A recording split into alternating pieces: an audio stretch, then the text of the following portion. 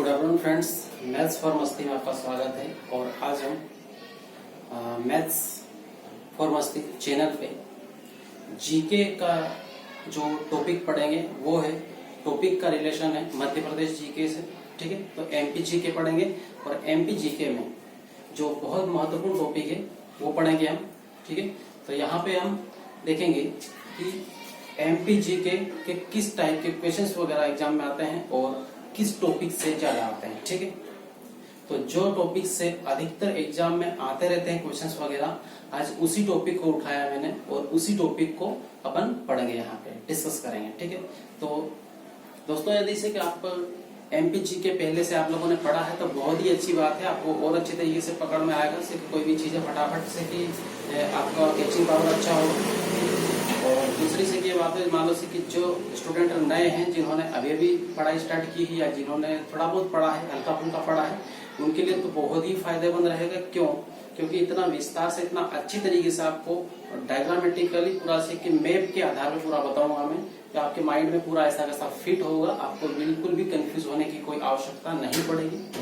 तो आइए दोस्तों, हम से देखते हैं एमपी जीके। लेकिन यहाँ पे स्टार्ट करने से पहले आप लोगों से एक रिक्वेस्ट है, यदि आपने चैनल को सब्सक्राइब नहीं किया है तो जरूर कर ले, बेल आइकन जरूर दबा ले और बहुत ध्यान से देखें, बहुत अच्छी तरीके से आपको क्लियर होगा। ठीक है, तो आइए और देखिए हम मध्य प्रदेश के पर्वत। ठीक है, आज का जो टॉपिक है वो क्या है? मध्य प्रदेश के पर्वत। अब मध्य प्रदेश के पर्वत में जो जो पर्वत बहुत इंपॉर्टेंट है, जिनसे एग्जाम में एक क्वेश्चन आते ही आते हैं, आपको पेपर से उठा के देखो कोई भी किसी भी एग्जाम का, तो आपको से इससे जुड़े हुए प्रश्न मिलेंगे ही मिलेंगे। ठीक है, तो आइए देखें। इसमें सबसे पहले अपन बात करेंगे विंध्याचल पर्वत। ठीक है, विंध्याचल पर्वत। तो एमपी के जो स्टूडेंट है, जैसे मालवा क्षेत्र के हैं, तो मालवा क्षेत्र के स्टूडेंट है, जैसे कि यहाँ पे विंध्याचल पर्वत श्रेणी से ये पूरी जाती है। ठीक है, विंध्याचल पर्वत श्रेणी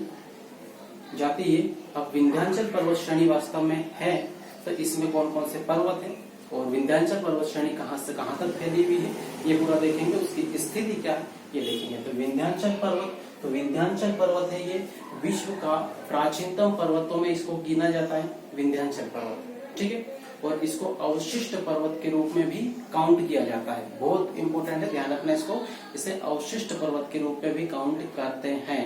ठीक है, ये है। अब विंध्याचल पर्वत की स्थिति के बारे में आपको बता दूं कि विंध्याचल पर्वत की स्थिति क्या है। ठीक है, तो देखो यहाँ पे मैप में थोड़ा ध्यान से देखना, आपको से कि मैप हो सकता थोड़ा सा छोटा दिखे, लेकिन ध्यान से देखना कोशिश करना। विंध्याचल पर्वत, यहाँ पर ये जो नर्मदा नदी घाटी है, ठीक है, नर्मदा नदी घाटी है, नर्मदा घाटी है, आपको दिख रही होगी। इस नर्मदा घाटी के उत्तर में स्थित है। ठीक है, विंध्याचल पर्वत की स्थिति कहाँ पर है? तो नर्मदा घाटी के उत्तर में स्थित है। ठीक है, क्या? विंध्याचल पर्वत। उसके बाद में अब यहाँ पे से विंध्याचल पर्वत की बात करें तो विंध्याचल पर्वत की जो ढाल है, इसका ढलान है। ठीक है, विंध्याचल पर्वत का जो ढलान है वो किधर की साइड है? तो विंध्याचल पर्वत यहाँ पे इस तरीके से इसका ढलान है उत्तर की साइड, मतलब से कि इसका जो पर्वत ऐसे खड़ा है तो ये श्रेणी है, इसका पूरा ढलान उत्तर की साइड है, मतलब वहां से उसके ऊपर जो पानी गिरता है, अधिकतर पूरा पानी 80% पूरा कि जल, ये जल है, वाटर है इसका, ये कहाँ पर जाता है? तो उत्तर की ओर जाने वाली नदियों में मिलता है। ठीक है, तो उत्तर की ओर जाने वाली नदियां जैसे फॉर एग्जाम्पल है चंबल नदी, ठीक है, बेतवा नदी है, उसके बाद में जैसे कि ये टॉन्स नदी है, ठीक है, कैन है। तो इस तरीके से ये नदियां हैं, उत्तर की साइड पानी ले जाती है। विंध्याचल पर्वत का पानी इन नदियों में उत्तर की ओर जाता है। तो आपको क्लियर होगा कि ढलान कहाँ पर है? विंध्याचल पर्वत की उत्तर की ओर। क्लियर? उसके बाद फिर आपको यहाँ पे बता दूं, ये जो विंध्याचल पर्वत, ठीक है, ये विंध्याचल पर्वत किन किन से मिला हुआ है या फिर यहाँ पर किस प्रकार की जैसे कि खनिज तत्व वगैरह पाए जाते हैं, इनकी बात करें तो यहाँ पर बलुआ पत्थर और क्वार्ट्ज से बना है। ठीक है, बलुआ पत्थर और क्वार्ट्ज से। ठीक, तो इस तरीके से इनको ध्यान रखना। विंध्याचल पर्वत का नाम आया तो बलुआ पत्थर और क्वार्ट्ज, इसको ध्यान रखना अच्छी तरीके से। ठीक है, तो ये है। अब मान लो कि यहाँ पे ये देखें कि इसमें कभी क्वेश्चन ये आ गया कि विंध्याचल पर्वत के दक्षिण में कौन सा स्थान है या फिर कौन सा क्षेत्र आता है? तो विंध्याचल पर्वत के दक्षिण में नर्मदा घाटी आती है। ठीक है, नर्मदा नदी घाटी आती है। तो इस तरीके से यहाँ पे ये होगा विंध्याचल पर्वत की और सही तरीके से सीधी जानकारी आपको दे दूं, विंध्याचल पर्वत सबसे प्राचीनतम पर्वत है, ये आपको मैंने बता चुका हूँ मैं। ठीक है, उसके बाद विंध्याचल पर्वत का जो ढाल है, तो ये ढाल कहाँ पर है? उत्तर दिशा में, मतलब यहाँ पे है, तो यहाँ से इसका पानी कहाँ पर जाएगा? उत्तर दिशा में जाएगा, ऐसे जाएगा। ठीक है, इस तरीके से जाएगा, इधर नीचे बहुत कम आएगा। ठीक है, ये फिर अब इसकी ऊंचाई की बात करें कि ये विंध्याचल पर्वत है, कितना ऊंचा है? तो विंध्याचल पर्वत है, इसकी जो ऊंचाई है 457 से 610 मीटर तक मिलती है। 457 से 610 मीटर तक यहाँ पे इसकी ऊंचाई मिलती है। ठीक है, तो इस तरीके से यहाँ पे इनकी ऊंचाई है। अब बात करें इनकी विंध्याचल पर्वत की सबसे ऊंची चोटी कौन सी है? विंध्याचल पर्वत की सबसे ऊंची चोटी कौन सी है जो हाइट में सर्वाधिक ऊंची हो? ठीक है, तो वो चोटी है अमरकंटक, जहां से नर्मदा नदी, जोहिला और सोन इनका उद्गम स्थान है। ठीक है, तो अमरकंटक सबसे ऊंची चोटी है किसकी? विंध्याचल पर्वत की। ठीक है, विंध्याचल पर्वत की। तो इस तरीके से ये अमरकंटक है, तो विंध्याचल पर्वत इस तरीके से यहाँ पे फैला हुआ है। ठीक है, इस तरीके से इसका विस्तार है। तो ये अमरकंटक विंध्याचल पर्वत की सबसे ऊंची चोटी है। इसकी ऊंचाई की बात करें तो ऊंचाई कितनी है? तो इसकी ऊंचाई है 1057 मीटर। ठीक है, 1057 मीटर ये इसकी ऊंचाई है। तो इस तरीके से यहाँ पे विंध्याचल पर्वत कंप्लीट हुआ। उसके बाद फिर आगे बात करें अपन, तो इसके नीचे आते हैं सतपुड़ा पूरी पर्वत श्रेणी है नीचे। ठीक है, नर्मदा नदी है, नर्मदा नदी के उत्तर में विंध्याचल पर्वत है, नर्मदा नदी घाटी के नीचे दक्षिण में कौन सी है? सतपुड़ा पर्वत श्रेणी है, इस तरीके से फैली हुई। ठीक है, ये तो कहां से कहां तक फैली हुई है सतपुड़ा पर्वत श्रेणी? तो सतपुड़ा पर्वत श्रेणी ये मेकाल पर्वत से, ठीक है, मेकाल पर्वत से इधर राजपीपला पहाड़ियों तक फैली हुई है।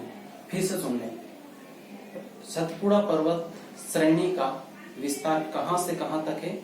तो इधर मेकाल पर्वत से पश्चिम में राजपीपला पहाड़ियों तक है। ठीक है, तो इस तरीके से यहाँ पे राजपीपला पहाड़ियों तक इसका विस्तार है। अब फिर बात करें कि यहाँ पे जो सतपुड़ा पर्वत है, इसमें ग्रेनाइट प्लस बेसाल्ट चट्टानें मिलती है। कौन सी? ग्रेनाइट प्लस बेसाल्ट चट्टानें यहाँ पे पाई जाती है, आपको मिलती है। ठीक, तो इस तरीके से यहाँ पर है। उसके बाद जो बहुत इंपॉर्टेंट क्वेश्चन बनता है, बहुत मतलब कई एग्जाम में से आता रहता है, धूपगढ़ को लेके। ठीक है, धूपगढ़ चोटी कहाँ पर है? तो धूपगढ़ चोटी कहाँ पर है? तो ये सतपुड़ा पर्वत श्रेणी में है। ठीक है, सतपुड़ा पर्वत श्रेणी में है। तो धूपगढ़ चोटी है किस पर्वत के ऊपर है? तो ये है महादेव पर्वत के ऊपर है। ठीक है, तो यहाँ पे देखो महादेव पर्वत है, इस महादेव पर्वत के ऊपर यहाँ पर ये जो है ये चोटी दिख रही है आपको।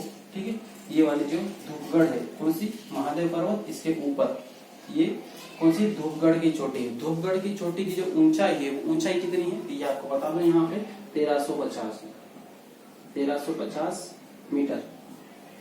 ठीक, तो इस तरीके से 1350 मीटर है। ठीक है, तो इस तरीके से यहाँ पे ये धूपगढ़ की जानकारी हुई। कहाँ पर है? महादेव पर्वत के ऊपर। ठीक है, महादेव पर्वत किस श्रेणी में आता है? तो सतपुड़ा पर्वत श्रेणी में आता है। ठीक, तो इस तरीके से इसका ध्यान रखना है। अब देखो यहाँ पे इसका विस्तार लगभग कितना है? 1200 किलोमीटर तक है। ठीक है, सतपुड़ा पर्वत श्रेणी, ये सतपुड़ा पर्वत श्रेणी यहाँ पे ये पूरी, तो इधर से यहाँ तक इस तरीके से ये फैली हुई है। तो इसका जो विस्तार है लगभग कितना है? 1200 किलोमीटर। ठीक है, 1200 किलोमीटर तक। अभी मैंने बताया था यहाँ पे मेकाल पर्वत श्रेणी से लेकर इधर राजपीपला तक, राजपीपला पहाड़ी तक। ठीक है, पहाड़ी, तो इस तरीके से राजपीपला पहाड़ी तक सतपुड़ा पर्वत श्रेणी का विस्तार है। ठीक, तो ये अपना सतपुड़ा पर्वत श्रेणी। उसके बाद में फिर इसकी औसत ऊंचाई की बात करें,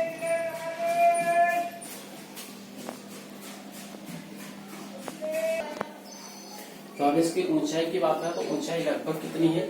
900 मीटर के समथिंग मिलती है लगभग। ठीक है, तो इस तरीके से, और इसका जो विस्तार है लगभग कितना है 1200, ये लगभग है, ठीक है, अगर फिक्स नहीं है, लगभग है, इससे थोड़ा सा कम भी हो सकता है, आपको अलग किसी बुक में इससे कम भी मिल सकता है। 11 एक मानो से हिंदी ग्रंथ अकादमी तो उसमें 1120 दिया हुआ है, ठीक है, और दूसरी किसी बुक में, दूसरी अलग बुक में तो 1200 है। तो इस तरीके से आपको थोड़ा नियर बाई से, नियर अबाउट से कि पास पास में मिल सकता है, ठीक है, 1120 है, 1200 है, 1250 है, इस तरीके से मिल सकता है, लेकिन ये लगभग, ठीक, इस तरीके से यहाँ पे है। फिर अब यहाँ पे जो जैसे कि सतपुड़ा पर्वत श्रेणी है, इसमें एमपी का सबसे प्रसिद्ध स्थल है जो हर कोई जानता है, ठीक है, वो कौन सा है, पंचमढ़ी। तो पंचमढ़ी हिल स्टेशन है, ये कहाँ पर है, ये सतपुड़ा पर्वत श्रेणी का एक महत्वपूर्ण भाग है और महत्वपूर्ण एक प्रसिद्ध स्थल है, पर्यटन स्थल, ठीक है। तो ये ध्यान रखना है, पंचमढ़ी, महादेव पर्वत और धूपगढ़, ये तीनों कहाँ पर है, सतपुड़ा पर्वत श्रेणी के अंदर आते हैं। तो इस तरीके से यहाँ पे ये सतपुड़ा पर्वत श्रेणी कंप्लीट होगी और विंध्याचल पर्वत कंप्लीट होगा, ठीक है। तो 2 पर्वत यहाँ पे कंप्लीट हो चुके हैं। उसके बाद में महादेव पर्वत भी यहाँ पे कंप्लीट हो चुका है, ठीक, और फिर यहाँ पे अमरकंटक पर्वत, जैसे की पर्वत है, ठीक, ये इसमें ये इसकी छोटी है, इसकी विंध्याचल पर्वत की, ठीक है, इसकी सबसे ऊंची छोटी है। तो इस तरीके से यहाँ पे ये आ गया। उसके बाद फिर अब हम डिस्कस करेंगे किसको, अरावली पर्वत को। अरावली पर्वत जिसका विस्तार गुजरात के अहमदाबाद से लेके दिल्ली तक है, लगभग कितना 800 किलोमीटर तक फैली हुई है, ठीक है, जिसका 90% जो विस्तार है पूरा वो कहाँ पर है, राजस्थान क्षेत्र में आता है। 90% नहीं बोलेंगे अपन, 70%, लगभग 70% जो विस्तार है उसका फैली हुई, वो कहाँ पर है, राजस्थान में, ठीक है। तो इस तरीके से आपको ध्यान रखना है कि जो अरावली पर्वत है, अरावली पर्वत श्रेणी, वो कहाँ पर, इधर गुजरात के अहमदाबाद से लेके उधर दिल्ली तक फैला हुआ है, ठीक है, दिल्ली, मान लो ऊपर दिल्ली है, इधर यहाँ पे दिल्ली है, ठीक है, दिल्ली, और इधर क्या है, गुजरात। तो गुजरात से दिल्ली तक लगभग कितना है, 800 किलोमीटर, ठीक है, 800 किलोमीटर तक फैला हुआ है, ठीक है। तो इस तरीके से यहाँ पे अरावली पर्वत श्रेणी है। अब अरावली पर्वत श्रेणी है, इसकी सबसे ऊंची चोटी कौन सी है, ये आपको बता दूं। तो ये अपने से कि एमपी में नहीं, मतलब उसमें राजस्थान में पड़ती है, वो है गुरु शिखर। और गुरु शिखर है 1722 मीटर ऊंची, ठीक है, 1722 मीटर ऊंची है। और उसके बाद में फिर अपन से बात करें तो इसमें जो माउंट आबू है, ठीक है, माउंट आबू एक दार्शनिक स्थल है। माउंट आबू ये काफी से की ऊंचा है, लेकिन गुरु शिखर से ऊंचा नहीं है। सबसे ऊंची चोटी कौन सी, गुरु शिखर है, ठीक। तो इस तरीके से यहाँ पे ध्यान रखना। और माउंट आबू पर्वत की जो ऊंचाई है वो लगभग 1220 है, ठीक है, 1220 मीटर है, ठीक। तो इस तरीके से यहाँ पे ये इसका है, आपको लिख के पूरा बता देता हूँ। यहाँ पर आप देख सकते हैं कि अरावली का अभी जैसे मैंने बताया कि विस्तार कहाँ तक है, ठीक है, कितना किलोमीटर फैली है, वो पूरा से आपको पूरी से फैक्चुअल चीजें पूरी से आपकी यहाँ पे लिख दी मैंने। और अरावली पर्वत अभी जैसे मैंने बताया था, गुजरात से लेकर, गुजरात के अहमदाबाद से लेकर कहाँ पर, दिल्ली तक विस्तार है उसका, ठीक है, गुजरात से दिल्ली तक कितना किलोमीटर, 800 किलोमीटर, ठीक है। और इसका एमपी में कहाँ पर है, तो ये अपन बात करें तो एमपी में जो ये मालवा का पठार है, यहाँ पर मालवा का पठार है, आपको पता होगा, ये विंध्याचल पर्वत के उत्तर में मालवा का पठार है। इस मालवा के पठार के उत्तर पश्चिम में, ठीक है, उत्तर और पश्चिम इधर दोनों तरफ इधर फैला हुआ है, ठीक है। तो उत्तर पश्चिम में क्या है, अरावली पर्वत है, अरावली पर्वत श्रेणी है। तो इस तरीके से यहाँ पे ऐसे ऐसे दिल्ली तक पहुंचती है वो पूरी, ठीक है। इसलिए एमपी में भी से होके वो गुजरती है, इसलिए यहाँ पे एमपी में मालवा पठार के उत्तर पश्चिमी क्षेत्र में क्या है, अरावली पर्वत श्रेणी, ठीक। इस तरीके से यहाँ पे अरावली पर्वत श्रेणी है, विस्तार मालवा के पठार के उत्तर पश्चिम में, और विश्व की सबसे प्राचीनतम है कि विश्व की सबसे पुरानी पर्वत श्रृंखला कौन सी है, तो ये है अरावली, ठीक है, अरावली ये विश्व की सबसे प्राचीनतम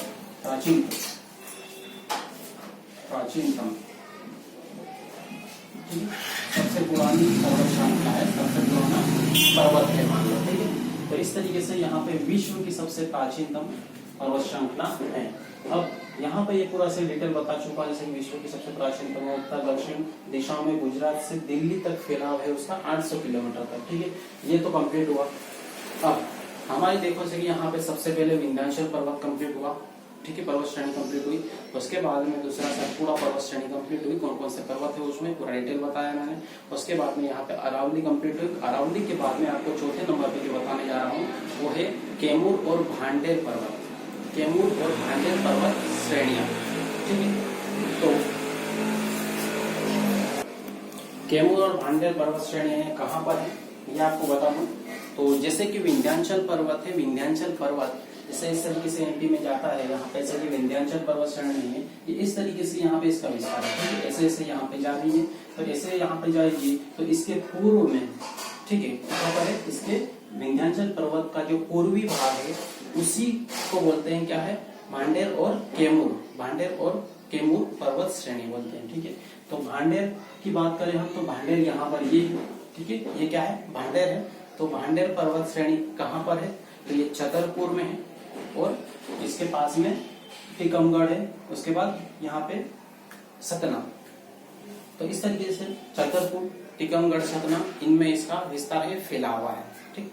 तो ये है, यहाँ पे लिखा है इसके पन्ना छतरपुर, इसमें ये इसका फैला हुआ है। उसके बाद अब बात करेंगे इसकी पहले, लेकिन इसकी बात करने से पहले यहाँ पे ये बता दूं कि ये जो भांडेर पर्वत श्रेणी की जो ऊंचाई मिलती है, ठीक है, वो ऊंचाई कहाँ तक मिलती है, तो 752 तक इसकी ऊंचाई मिलती है।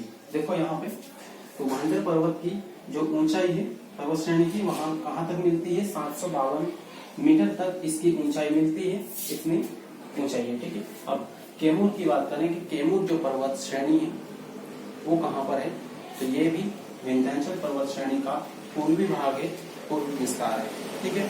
अब यहाँ पे इसकी ऊंचाई की बात करें तो ये इसकी ऊंचाई कितनी है, तो 686 मतलब 687 मीटर, 687 मीटर इसकी ऊंचाई है। और ये कहाँ पर ये फैला हुआ है, तो सीधी है, ठीक है, सतना है और रीवा है, ये वाले पूरे क्षेत्र में ये फैला हुआ है, ठीक है। तो सीधी, सतना, रीवा, इसमें ये फैला हुआ है। तो इस तरीके से यहाँ पे भांडेर भी कंप्लीट होगा, कैमूर भी कंप्लीट होगा, ठीक है। तो इस तरीके से जो मेन पर्वत श्रेणियां थी ये आपकी कंप्लीट होगी। उसके बाद में एक और से की जो बहुत नॉर्मल है, लेकिन से की उसको बता देता हूँ मैं, ताकि उससे जुड़े हुए प्रश्न आ जाए तो आप आसानी से कर सकते हो, ठीक है। तो देखिए उसको,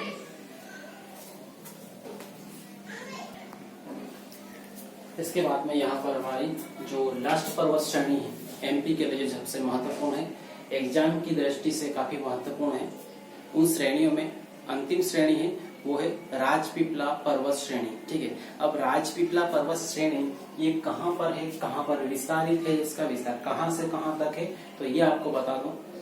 राजपीपला पर्वत श्रेणी जो सतपुड़ा पर्वत श्रेणी है वहां पे उसके दक्षिण में, मतलब सतपुड़ा पर्वत श्रेणी से लगा हुआ एक भाग है जो ताप्ती नदी के उद्गम स्थान अर्थात जैसे कि बैतूल जिला है, बैतूल जिले से लेके उधर आगे बढ़ेंगे तो बुरहानपुर दर्रे तक पर राजपीपला पर्वत श्रेणी का विस्तार है, ठीक है। तो इस तरीके से यहाँ पे देखेंगे हम, तो राजपीपला पर्वत श्रेणी का विस्तार कहाँ पर है, तो यहाँ पे बैतूल से बुरहानपुर दर्रे तक है, ठीक है। बुरहानपुर जो दर्रा है वहां तक है, बैतूल से बुरहानपुर दर्रे तक है। बैतूल का नाम आया, इसका मतलब आपके माइंड में ये क्लिक हो जाना चाहिए कि जो ताप्ती नदी का उद्गम स्थल है वो कौन सा है, बैतूल है, बैतूल के मुल्तई में है, ठीक है। तो इस तरीके से बैतूल के मुल्तई में यदि इसी की ताप्ती नदी का उद्गम स्थल है तो राजपीपला पर्वत श्रेणी भी बैतूल में है। इसका मतलब ये कह सकते हैं हम